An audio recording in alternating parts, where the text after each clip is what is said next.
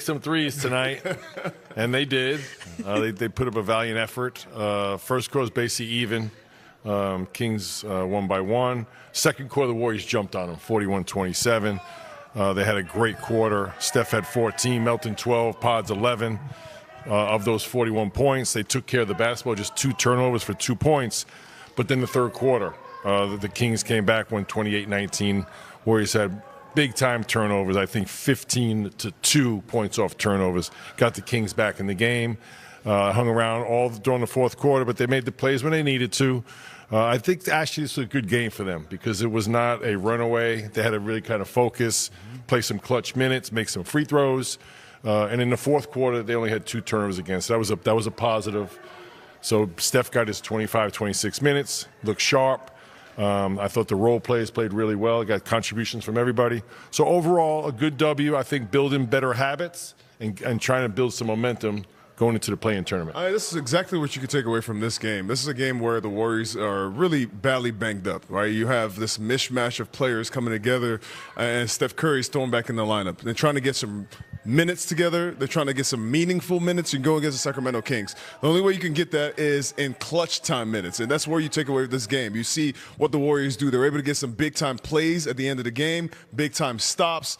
I thought over the flow of the game, you could see the Warriors go back into some bad habits. They turned the ball over 11 times in the third quarter, and this is not what you want against a bad team. So that's something the Warriors are going to have to clean up. But in the fourth quarter, you got to see Steph making plays. You saw, Brandon Podziemski hit a big shot. They went to their defensive lineup at the end of the game to get a stop. These are the things that you could take away from a game like this, and just a win with some meaningful minutes. All right, let's go back inside. Fitz and Buki have Steph Curry, his second game back after that 27-game absence. Steph, what did it feel like? Another clutch game. It's game 2 back, but you guys answer the bell and finish it down the stretch. How you doing? We're doing great. I mean, it's obviously great to win. No matter who we're playing, we're trying to build good habits. We had a horrible third quarter, turned the ball over, but great response on defense in the fourth. Guys hitting big shots. BP down the stretch, Seth down the stretch. And we got enough stops, so just thankful to get the win and keep building. You just mentioned your brother Seth. He had 9 timely points. You mentioned the big shot he hit down the stretch. Got to play them for the first time the other night. He kept the jerseys from the other night. Did you get to keep anything, like the game ball or something? What'd you get to keep? I got to keep the memories. Hey, tell us about Charles Bassey tonight. With the double-double, because it was fun to watch him roll. It was fun to watch him on the second chance points in the glass. It's kind of a different toy for a big guy rolling there. Yeah, no, our front court has been kind of impacted by so many injuries, and for him to come in. Last game, I told him it's like we've been playing the pick and roll for about 10 years.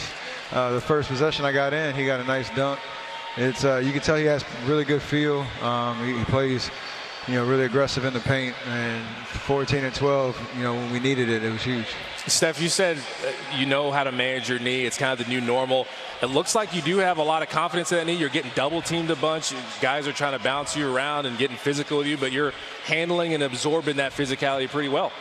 Yeah, the first game, you're always just riding adrenaline and the joy of just being back out there. The second game is always a little harder just because you have to turn it back around in 48 hours, but I'm getting my rhythm, and I'm just happy to be out here and compete and feel the juices of that 48 minutes, especially with two clutch games. So I'm happy to be back. How about the moment when Moses Moody came out and the way Dub Nation welcomed him back? You were clapping yourself, but it was just great to see Moses just in general. But I loved how the fans treated him in that moment. Oh, for sure. We got to see him right, but he came in about half an hour before the game. It was our first time seeing him since the surgery. And he always brightens the room. He's got that smile and that presence about him. So it was great to see him. It's great for the fans to give him that love, which he deserves. And, we're obviously wishing him a speedy recovery. And, I know he'll be back strong, but it was just great to see him. Steph, you had 2 4-point plays tonight. Yeah. Can you walk us through how you keep your concentration? Obviously, your form is always pure. Your legs can go all over the place, and it doesn't seem to matter. How do you do that? You have to obviously focus in on the rim. Sometimes it can be contact or whatnot. I do fall a lot, but those two were, just timing, confidence, let it go, absorb the contact and have fun with it. So I think that 2 is probably my record in a game. I was trying to get one more, but next time. All right, we're going to let you go with this. There's never been a hack of Curry that I've ever seen. Not you, not Dell. They intentionally fouled Seth, an 86% career free throw shooter. You got to tease your brother about that. Twice. I'll tease him for sure because he shot 50% on that those attempts. So I guess it worked out in their favor. But then he came back and validated with 2 more after that. So. We always have fun. Competition. I know we hate when we miss free throws, but I was glad to see him knock a couple down. Hey, we appreciate you stopping, Seth. Great to see you healthy. Hack a Curry. It's a new thing. Bring it on. That is Steph Curry. He and Seth will go back and forth about that. And Dell, Curry free throw slander. He's not putting up with any of that. Currys aren't supposed to miss free throws. No, they don't. So Steph finishes with 7. Brooks doesn't blink in those stare downs. All right, the Kings are in San Francisco, taking on Steph Curry, the play-inbound Warriors. Steph, he returned to action on Sunday after that 27-game absence with that right knee issue. He came off the bench. He scored 29 points in only 26 minutes in that game. No one covers the Warriors more closely, though, than Steph Curry and Anthony Slater. I think I just called you Steph Curry. Slater joins us now. No one covers the Warriors more closely. Shoot or shoot. What's she going to say? Here's where I'm confused, though. Steph was on a minutes restriction, Slater, for the last game. He went over that minutes restriction. I don't think that's how restrictions work. So what's the plan for him tonight? Look, if he's able to close out the game and they got to stretch it a couple minutes, Rick Celebrini will give the little nod, the green light. But, from what I've heard, it's going to be around that again. 26, maybe stretched a little bit, which probably means he's coming off the bench again because they want him to close every quarter. And the good news for them is he came out of it feeling good, knee-wise, and he looked excellent, right? That looked like the All-NBA version of Steph Curry. The bad news is this is a very condensed timeline for them. They have 4 games in the next 6 nights. I expect him to sit one of the Thursday, Friday back-to-back, probably sit the Sacramento game on Friday. And they're trying to, they have this do or die week next week in the play-in where they have to win 2 road games. He's played 8 total minutes with Kristaps Porzingis. Porzingis is questionable tonight. There's just not a lot of time to get his minutes up and his rhythm with this team back, but it's just kind of the hand they're dealt. Right. It's sort of what they're going to have to do if they want to climb their way out of the play-in or through the play-in and into the playoffs. Slater, Curry, Anthony Slater, thank you so much for the time here on NBA Today. You mentioned, though, Steph Curry and his minutes. No matter how many minutes Steph plays, he's going to make things easier for his teammates, right? But you got to be ready. Just ask his new teammate, the big man, Charles Bassey. To be honest, man, I was so wide open, man. They were telling me that because after I got the dunk and they called the timeout, GP was telling me, yo, I know you didn't know you was going to be wide open. I was like, trust me, bro. I didn't know, bro. There's a word for that.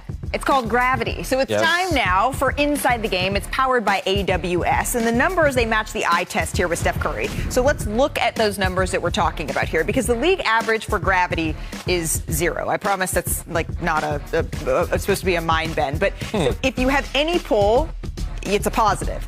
Steph being at 20.3, what that means is that his gravity is about 20% better than the league average. I'm not good at math, but I do know that this creates opportunities for teammates. Danny, how does he do that? Yes, especially guys like Charles Bassey. Draymond Green, great player. But the reason why he's great, because of a guy like Steph Curry and his gravitational pull. Charles Bassey was a recipient of that last night. You see 2 guys going to the ball. Every time he comes up to the DHO, 2 guys have to show crowd, which leaves Charles Bassey rolling to the basket for either a play-making play or a dunk. He gets a wide-open dunk. It's like, why am I so open? Another possession here. He's coming up a flare screen, gets a knockdown shot, misses it, but he's more dangerous after an offensive rebound or a putback. So both guys try to find Steph Curry. They know that. So you got 2 guys watching him.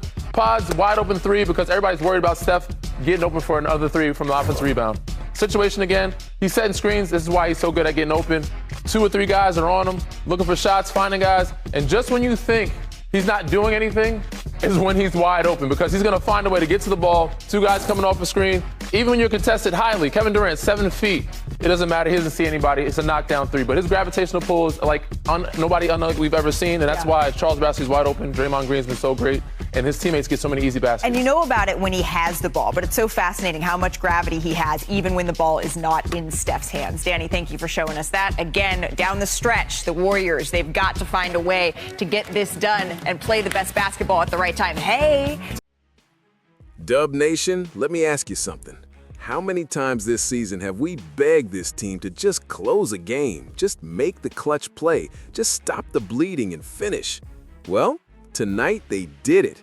The Golden State Warriors beat the Sacramento Kings 110-105, snapped that ugly 4-game losing streak. And for a team trying to keep its pulse alive, this was a needed win. Stephen Curry still isn't all the way back physically, still on a managed workload after missing 27 games with that knee issue. But even in just 25 minutes, he gave you 17 points, 4 threes, and the kind of late-game poise that changes everything.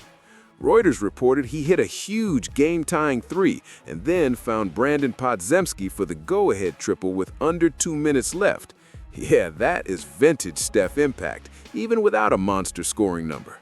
And can we talk about the support cast? Because this one was not a one-man show. DeAnthony Melton led the Warriors with 21. Podziemski dropped 20. Charles Bassey gave Golden State a massive double-double with 14 points and 12 boards. Draymond Green handed out 7 assists and kept the structure together. That's the kind of balanced effort Warriors fans have been begging to see.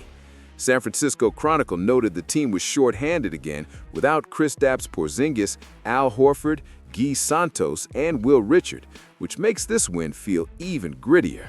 Now, let's be real, it was not pretty all night. The Warriors led by as many as 16, then let Sacramento rip off a 13-0 run stretching from the third into the fourth, and suddenly, Chase Center got tense. NBC Bay Area called it anything but a stroll, and they were right. But that's exactly why this win matters. They got punched, they lost the lead, they could have folded again, and they didn't. Curry's clutch rebound, the kick out, pods from deep, boom, ball game. So here's the favorable truth for Dub Nation. This wasn't about dominance, it was about response. Golden State moved to 37-42, got back in the win column, and showed that even with the season hanging by a thread, there is still fight, still execution, still enough shot-making and composure to believe they can be dangerous in the play-in if Steph keeps ramping up. Dub Nation, what did you like most tonight? Steph's clutch control, Melton scoring, or Pods hitting the dagger? Drop your take in the comments, hit like and subscribe, because this team just reminded everybody they are not done yet.